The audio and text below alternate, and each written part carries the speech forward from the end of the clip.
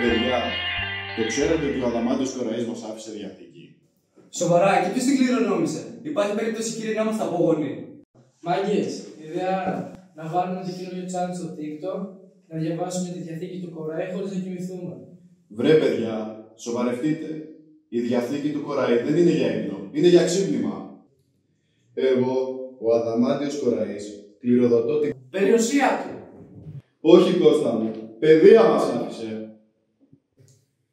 Στη διαθήκη του λέει ότι άφησε στους Έλληνες τη Βίλα του, πού είναι, στο Παρίσι ή στην Εκάλη? Όχι βέβαια, τη βιβλιοθήκη του. Κρίμα, κι ήλπιζα μια βίλα με θέα και πισίνα. Συνεχίζω.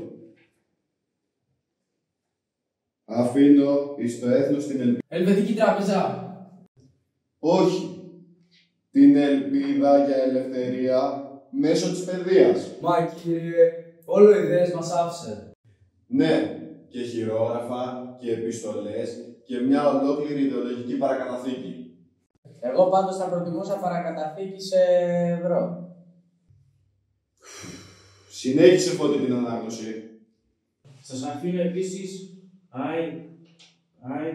iPhone!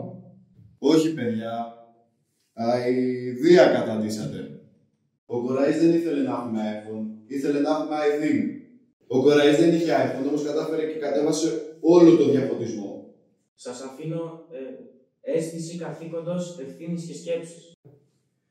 Ο Κοραής, παιδιά, σας αφήνει και κάτι τελευταίο. Ένα διαγώνισμα.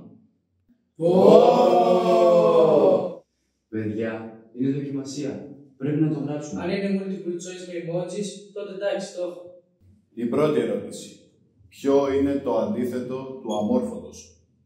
Α, εύκολο! Καλομορφωμένος!